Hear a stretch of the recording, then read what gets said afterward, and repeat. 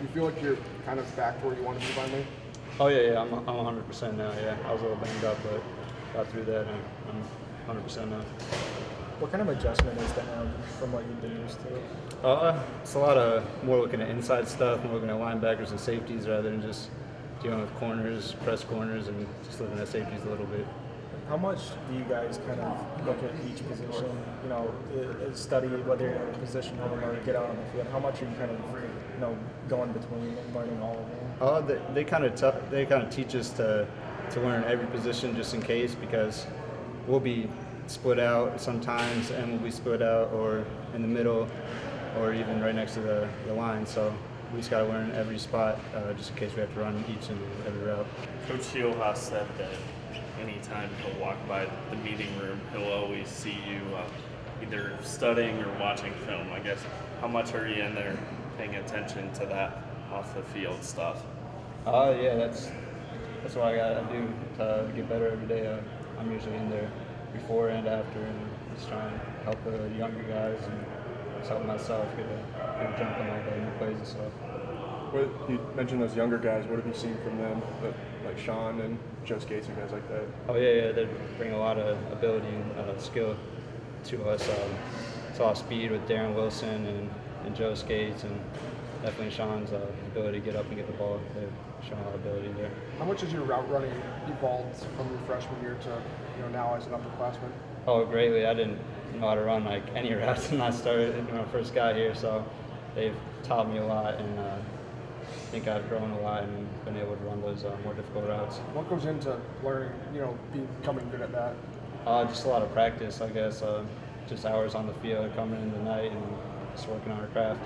What's the toughest part about, getting the knack down to run a good route? Probably just all your break steps. You got to take it slow and learn every step, and that's about it, really. When we saw the practice out there, you were able to get open with some different routes. I think Coach House was excited about it. He said that it was partly because he just hasn't been able to actually see that explosiveness from you. Do you feel like, because you were injured and stuff, do you feel like this is the most explosive you've been? Oh yeah, definitely. Coming off the injury, I feel like I'm 100%, and I don't know, I feel like I can get the ball more at the end position and show that explosiveness inside. Given the history that the end position, the success it's had in Coach Campbell's program through the years, even at Toledo, how exciting is it to play there? Oh, it's really exciting. I remember looking up to Trevor Ryan always and seeing what he did at that position and seeing what DeShante's done, so it's really exciting to get in there. Really, I knew I needed to put on weight. I was one of the smallest guys in rooms at 230. It's kind of hard to be going up against some guys like Josh Kniffel, he's a pretty big dude, and I could hold my own a little bit, but just weight wasn't helping. Me and Coach Rashid talked about it, and getting up about 260, 265 was the goal, and I got up there, and it really I felt good. Didn't feel slow and sluggish, and to help it with our nutritionist, Miss Aaron, she really just helped me do it the right way and not just put on a bunch of fat. How did you go about it? Is it mostly just eating the right way and things like that? Yeah, eating the right way, and every night I'd have a protein shake before I went to bed just so I wasn't hungry when I woke up. And I actually found once I got to my weight and I kind of cut back on that, I found myself being hungry when I woke up super hungry. So I've been trying to get back on that just so I don't feel as hungry. Yeah, I could kind of see each week as you weigh in.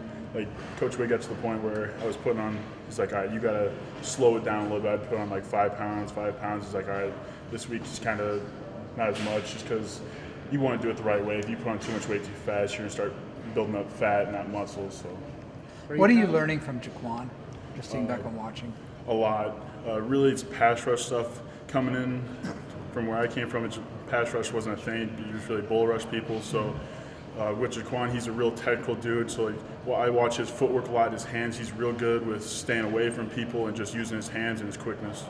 But go back to that. What did the farm upbringing help you become what you are today? Well, my dad being a dairy farmer, he always I never lifted weights until I got to college. Right. And so, as a little kid, he'd always hey, we had a bunch of hills in our backyard. As a punishment, make us go run hills. We got that stuff. He never was my strength coach. As in high school, we had a phenomenal strength program. Coach Stewart is a great guy. When I got here, it was all the same stuff, and it was really comfortable. With some guys, you kind of see it's they didn't have as well of an upbringing in the strength program, but felt really comfortable and all that. And so him being there in the early parts of it really helped, and then Coach Stewart back home, he really pushed it home. What are your internal expectations for yourself this season? Just to be the best I can for the team. Everyone's got personal goals, but for me it's more I just want to be there for team.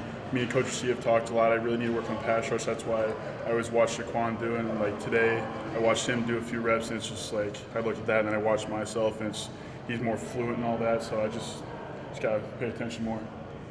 How tight are you guys in that room? I mean, Jamahl's been around a long time. He says they've always had a lot of fun in there.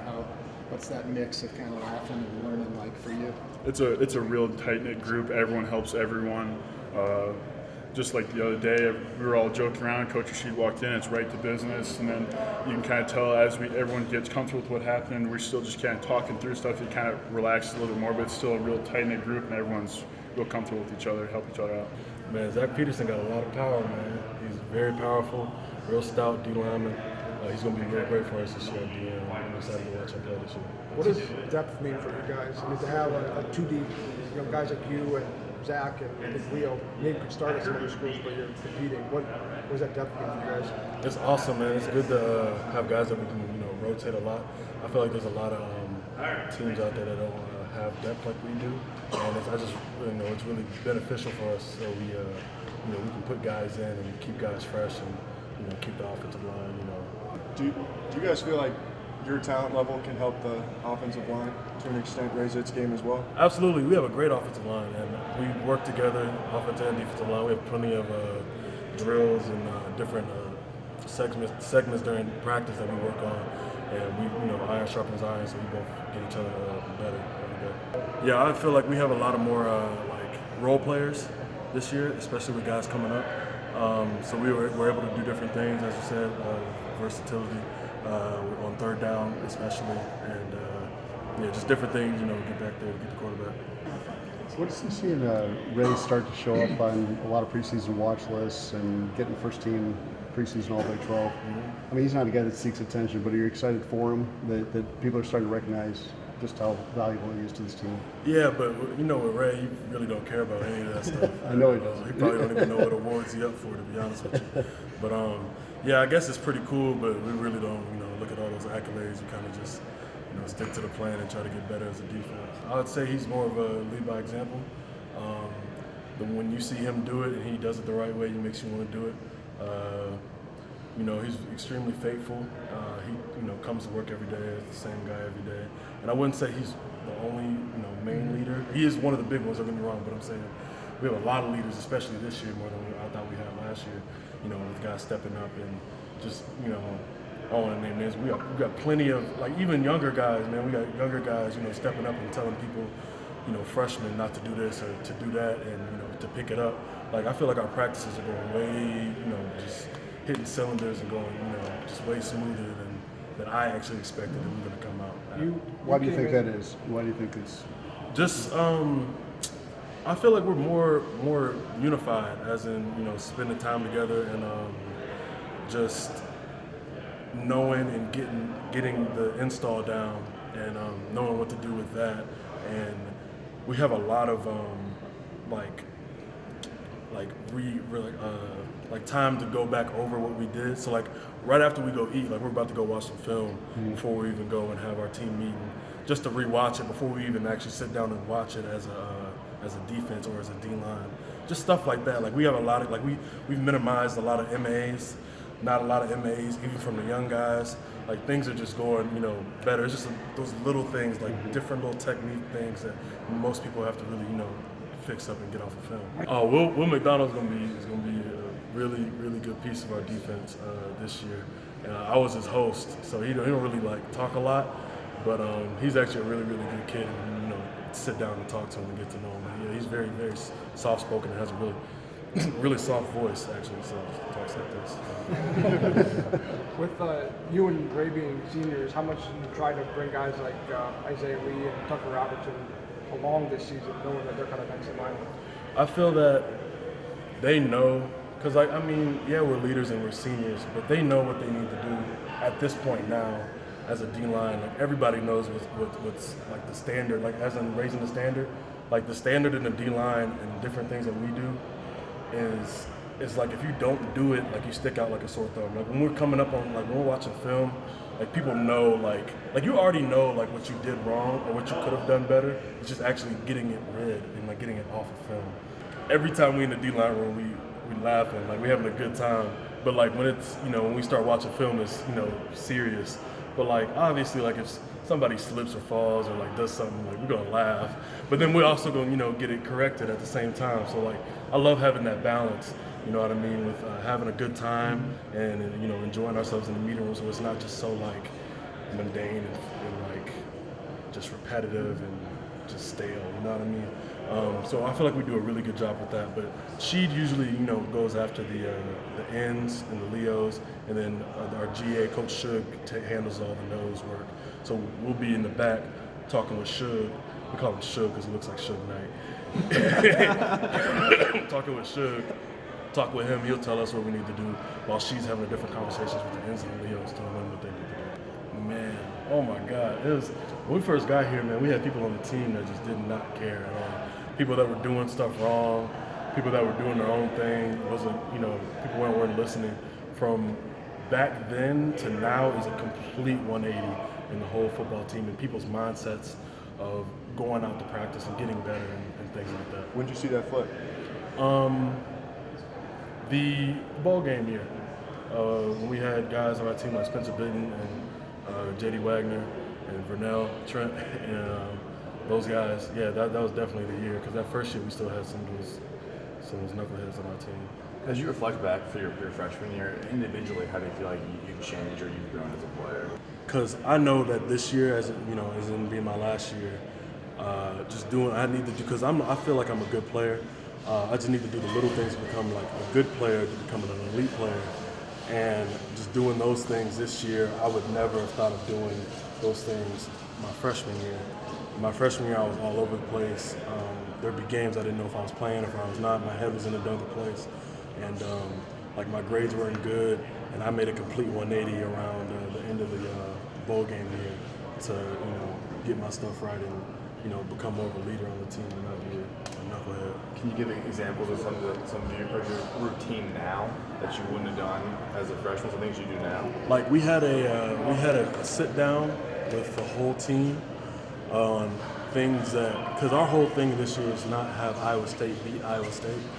Like we cannot beat ourselves in situations where we're supposed to win. Like we better win. You know what I mean? In different, you know, situations. But just like things like I credit myself because I felt like I didn't watch enough film last year.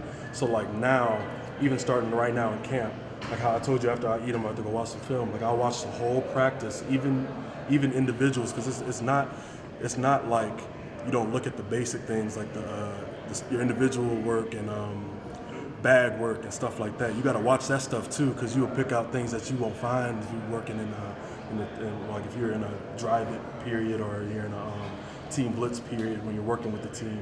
So I watch all the reps before we even sit down with Sheed and Suge to watch everything. So you get another roll of it, so you can watch it and you get a better understanding of the defense and what you need to do and what you need to take off from.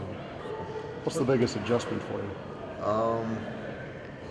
Nothing much. Just coming into with guys that are better really than coming at JUCO. So it's been tougher competition up here. I got my first offer like the first 2 weeks of spring ball at Butler, and that was from Buffalo. And offers started rolling in and I wasn't really going to take a smaller P1 offer. And when Iowa State came first and they offered me first as the first Power 5, it's always been my dream, so that's what I did. How many other Power 5s ended up offering after that? Just West Virginia. When you look back, what kind of work did you put in that made you stand out? Do you think? It was a lot of hard work really in JUCO. It was a grind. I mean, I just had to stay focused and really, like, focus on my grades, getting that up, and focus on football. What kind of skill set do you bring? Coach Camp said you might be the fastest guy at receiver. What types of things do you bring, and what receiver positions do you think you fit? I fit outside. That's why I've always played outside. obviously I bring speed, and I know how to get in and out of my routes and how to use the DB against themselves. I feel like you've kind of gotten used to uncertainty too, because you didn't have much coming out of high school. You go to the JUCO, who knows, and fight through it. You fight through it. Offers come. I'm not doing that. Yeah, it seems like you've kind of adapted. Is that kind of one of your strengths? I mean, really, yeah. It's just you just gotta attack every day with that mentality. Just like it's a new day, you gotta get better today. So I never really thought of it in uncertainty. Yeah. It's just you just gotta get better.